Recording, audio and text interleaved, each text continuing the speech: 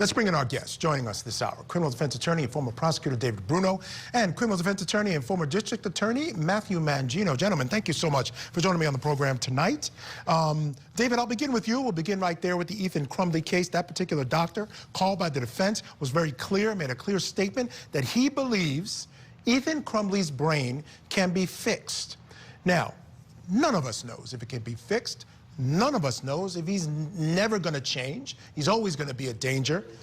That, to me, is enough for this judge to say, you know what? We should probably take life without parole off the table. That uncertainty, that testimony by this doctor. Your thoughts? Wow, I mean, this is probably one of the only times that you and I disagree on this one. You know, the planning of all of this, those diary entries and going back over everything that he did before is extremely troubling to me. And not only that, Michael, but let's not forget, this is not a single murder.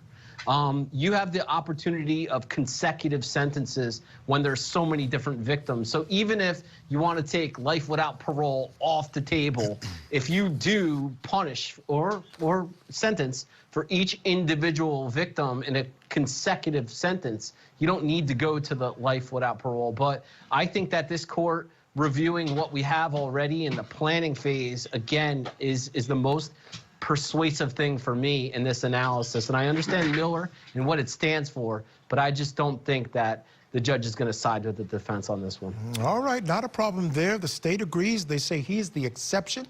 He's the extraordinary one that should not have that option taken off the table. Matthew Mangino, what I hear often in some of his writings and some of the, I hear a child who's struggling. I hear a child who's crazy. I hear he's struggling with mental health issues.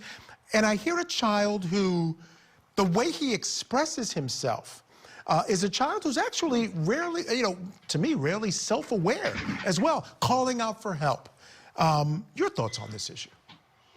Well, Michael, I think that's extremely important. And I think, just as you say, this is a child. This is a child who was at times crying out for help, saying, you know, I want to go to the office. I want to go to the principal. I want someone to stop me from what I have this impulse to do.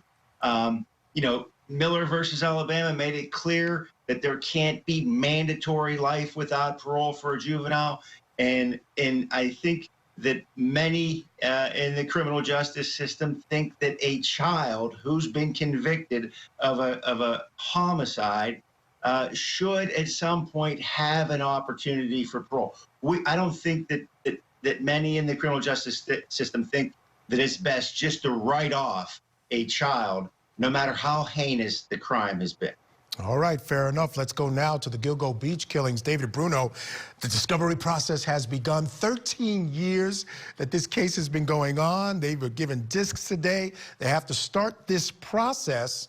The other thing that struck me in the defense's press conference was, and this is something that I want to address.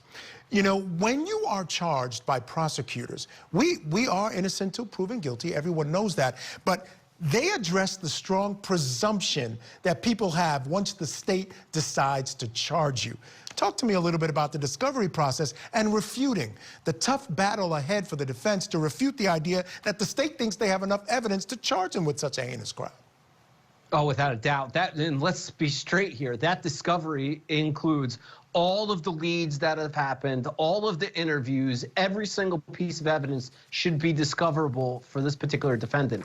And a lot of it's going to be irrelevant, or a lot of it's going to be some fodder for cross-examination to develop other potential suspects.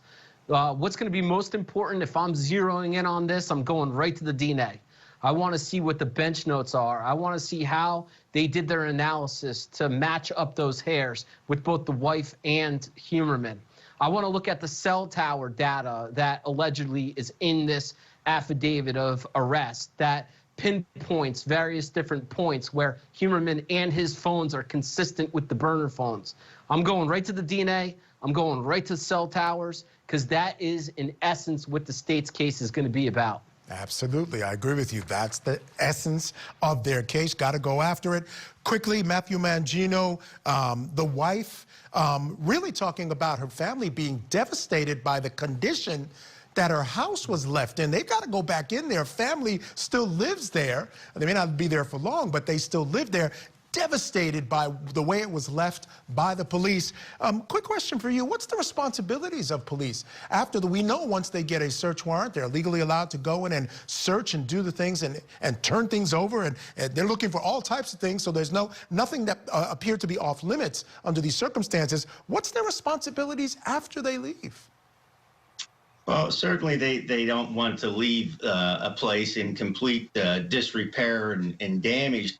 But you know, Michael, we're talking about an investigation of a serial killer. Now, this isn't an investigation of a theft from the local hardware store. This is, you know, a search warrant that was used to unearth evidence that could potentially implicate someone in multiple murders over an extended period of time.